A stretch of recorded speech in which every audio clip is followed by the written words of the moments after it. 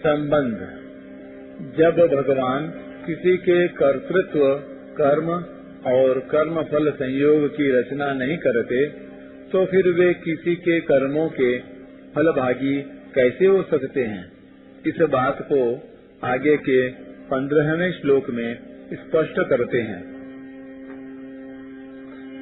नादत्ते कस्यचित् पापं न चैव सुकृतं विभुः अज्ञानेनावृतं ज्ञानं तेन मोह्यन्ति जन्तवः। सर्वव्यापी परमात्मा न किसी के पाप कर्म को और न शुभ कर्मों को ही ग्रहण करता है, किंतु अज्ञान से ज्ञान ढका हुआ है, उसी से सब जीव मोहित हो रहे हैं। व्याख्या। नादत्ते कस्यचित् पापम न चैव सुकृतम विभुः। पूर्व श्लोक में जिसको प्रभुः पद से कहा गया है, उसी परमात्मा को यहाँ विभुः पद से कहा गया है। कर्म फल का भागी होना दो प्रकार से होता है। जो कर्म करता है वह भी कर्म फल का भागी होता है, और जो दूसरे से कर्म करवाता है वह भी कर्म फल का भागी होता है। परंतु परमात्मा न तो किसी के कर्म को करने वाला है और न कर्म करवाने वाला ही है, अतः वह किसी के भी कर्म का फल भागी नहीं हो सकता। सूर्य संपूर्ण जगत को प्रकाश देता है और उस प्रकाश के अंतर्गत मनुष्य पाप और पुण्य कर्म करते हैं, परंतु उन कर्मों से सूर्य का किंचन मात्र भी संबंध नहीं है। इसी प्रकार परमात्मा तत्व से प्रकृति सत्ता पाती है, अर्थात संपूर्ण संसार सत्ता पाता है। उसी की सत्ता पाकर प्रकृति और उसका कार्य संसार शरीर आदि क्रियाएं करते हैं। उन शरीर आदि से होने वाले पाप पुण्यों का परमात्मा तत्व से किंचन मात्र भी संबंध नहीं है, कारण कि भगवान ने मनुष्य मात्र को स्वतंत्रता दे रखी है। अतः मनुष्य उन कर्मों का फल भागी अपने को भी मान सकता है और भगवान को भी मान सकता है, अर्थात संपूर्ण कर्मों और कर्म फलों को भगवान के अर्पण भी कर सकता है। जो भगवान की दी हुई स्वतंत्रता का दुरुपयोग करके कर्मों का कर्ता और भोक्ता अपने को मान लेता है, वह बंधन में पड़ जाता है। उसके कर्म और कर्म फल को भगवान ग्रहण नहीं करते।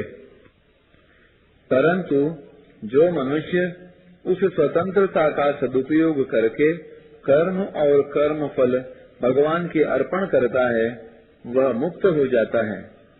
उसके कर्म और कर्म फल को भगवान ग्रहण करते हैं। जैसे 7वें अध्याय के 25वें श्लोक में सर्वस्व पद से और 26वें श्लोक में कश्चन पद से सामान्य मनुष्यों की बात कही गई है, ऐसे ही यहाँ कस्यचित् पद से अपने को कर्ता और भोक्ता मानकर कर्म करने वाले सामान्य मनुष्यों की बात कही गई है, न कि भक्तों की। कारण कि भावग्राही होने से भगवान भक्तों के द्वारा अर्पण किए हुए पत्र, पुष्प आदि पदार्थों को और संपूर्ण कर्मों को ग्रहण करते हैं। अज्ञानेनावृतं ज्ञानम। स्वरूप का ज्ञान सभी मनुष्यों में स्वतः सिद्ध है, किंतु अज्ञान के द्वारा यह ज्ञान ढका हुआ है। उस अज्ञान के कारण जीव मूढ़ता को प्राप्त हो रहे हैं। अपने को कर्मों का कर्ता मानना मूढ़ता है।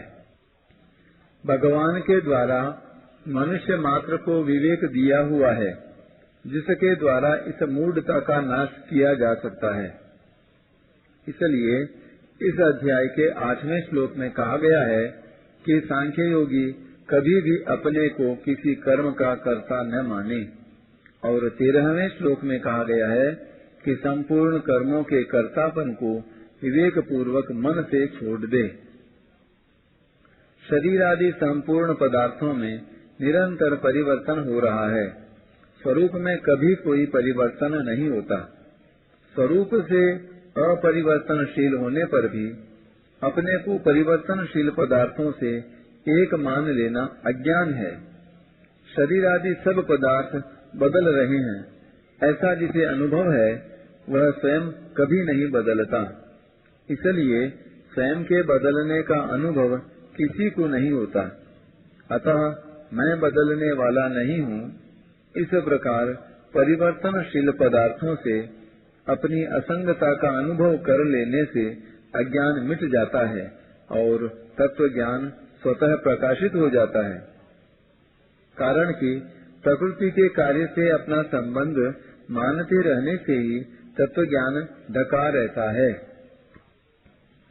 अज्ञान शब्द में जो नए समास है वह ज्ञान के अभाव का वाचक नहीं है, प्रत्युत अल्प ज्ञान अर्थात अधूरे ज्ञान का वाचक है।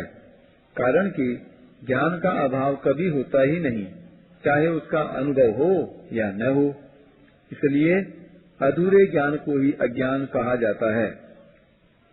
इंद्रियों का और बुद्धि का ज्ञान ही अधूरा ज्ञान है। इस अधूरे ज्ञान को महत्व देने से, इसके प्रभाव से प्रभावित होने से वास्तविक ज्ञान की ओर दृष्टि जाती ही नहीं। यही अज्ञान के द्वारा ज्ञान का आवृत होना है। इंद्रियों का ज्ञान सीमित है। इंद्रियों के ज्ञान की अपेक्षा बुद्धि का ज्ञान असीम है। परंतु बुद्धि का ज्ञान मन और इंद्रियों के ज्ञान जानने और न जानने को ही प्रकाशित करता है। अर्थात बुद्धि अपने विषय पदार्थों को ही प्रकाशित करती है। बुद्धि जिस प्रकृति का कार्य है और जिस बुद्धि का कारण प्रकृति है, उस प्रकृति को बुद्धि प्रकाशित नहीं करती। बुद्धि जब प्रकृति को भी प्रकाशित नहीं कर सकती, तब प्रकृति से अतीत जो चेतन तत्व है उसे कैसे प्रकाशित कर सकती है। इसलिए बुद्धि का ज्ञान अधूरा ज्ञान है। केन मुह्यन्ति जन्तवः, भगवान ने जन्तवः पद देकर मानो मनुष्यों की ताड़ना की है कि जो मनुष्य अपने विवेक को महत्व नहीं देते, वे वास्तव में जंतु अर्थात पशु ही हैं। टिप्पणी।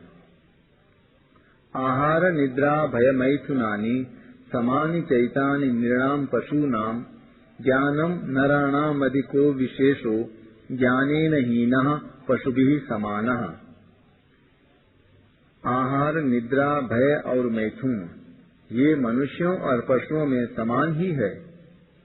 मनुष्यों में विशेषता यही है कि उनमें विवेक रहता है। विवेक से शून्य मनुष्य तो पशु के समान है,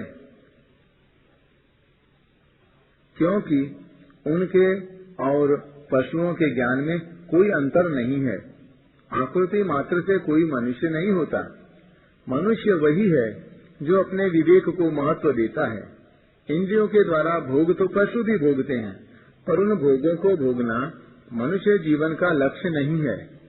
मनुष्य जीवन का लक्ष्य सुख दुख से रहित तत्व को प्राप्त करना है। जिनको अपने कर्तव्य और अकर्तव्य का ठीक ठीक ज्ञान है, वे मनुष्य साधक कहलाने योग्य हैं। अपने को कर्मों का कर्ता मान लेना तथा कर्म फल में हेतु बनकर सुखी दुखी होना ही अज्ञान से मोहित होना है। पाप पुण्य हमें करने पड़ते हैं, इनसे हम कैसे छूट सकते हैं। सुखी दुखी होना हमारे कर्मों का फल है, इनसे हम अतीत कैसे हो सकते हैं। इस प्रकार की धारणा बना लेना ही अज्ञान से मोहित होना है। जीव स्वरूप से अकर्ता तथा सुख दुख से रहित है। केवल अपनी मूर्खता के कारण वह कर्ता बन जाता है और कर्म फल के साथ संबंध जोड़कर सुखी दुखी होता है। इस मूढ़ता यानी अज्ञान को ही यहाँ तेन पद से कहा गया है। इस मूढ़ता से अज्ञानी मनुष्य सुखी दुखी हो रहे हैं। इस बात को यहाँ तेन मुह्यन्ति जन्तवः पदों से कहा गया है। परिशिष्ट भाव, जैसे अंधकार में सूर्य को ढकने की सामर्थ्य नहीं है, ऐसे ही अज्ञान में ज्ञान को ढकने की सामर्थ्य नहीं है। अस्वाभाविक को स्वाभाविक मान लिया, यही अज्ञान है, जिससे मनुष्य मोहित हो जाता है। अतः अज्ञान के द्वारा ज्ञान को ढकने की बात केवल मूढ़तावश की गई मान्यता है, वास्तविकता नहीं है। मनुष्य चाहे तो अपने विवेक को महत्व देकर इस मूढ़ता को मिटा सकता है। वास्तव में ज्ञान नहीं ढकता, प्रत्युत बुद्धि ही ढकती है। परंतु मनुष्य को ज्ञान ढका हुआ दिखता है, इसलिए यहाँ आवृत शब्द दिया है। यही बात तीसरे अध्याय के 39वें श्लोक में भी आवृतम ज्ञानमेतेन पदों से कही गई है। अज्ञान अभाव रूप है, उसकी सत्ता नहीं है। जिसका अभाव है उससे आवरण नहीं हो सकता। अतः उल्टा ज्ञान अर्थात अस्वाभाविकता में स्वाभाविकता का आरोप ही अज्ञान है। अनित्या शुचि दुखानात्मसु नित्य शुचि सुखात्म ख्याति रविद्या। अनित्य में नित्य, अपवित्र में पवित्र, दुख में सुख और अनात्मा में आत्मभाव की अनुभूति अविद्या है। अगर अस्वाभाविकता मिटकर स्वाभाविकता हो जाए तो सर्वव्यापी परमात्मा के साथ एकता का अनुभव हो जाएगा। व्यक्तित्व ही पाप पुण्य को, सुकृत दुष्कृत को ग्रहण करता है। अतः सर्वव्यापी परमात्मा के साथ एकता का अनुभव होने पर अर्थात व्यक्तित्व मिटने पर फिर पाप पुण्य का ग्रहण नहीं होता। अज्ञान अर्थात उल्टे ज्ञान, अस्वाभाविक में स्वाभाविक बुद्धि के कारण मनुष्य जंतु हो जाता है। तेन मुह्यन्ति जन्तवः। इसी तरह जड़ से संबंध मानने के कारण जीव जगत जड़ हो जाता है। जो हमसे घुला मिला हुआ है उस परमात्मा को तो अपने से अलग मान लिया, और जो हमसे अलग है उस शरीर को अपने से घुला मिला मान लिया। यह अज्ञान है।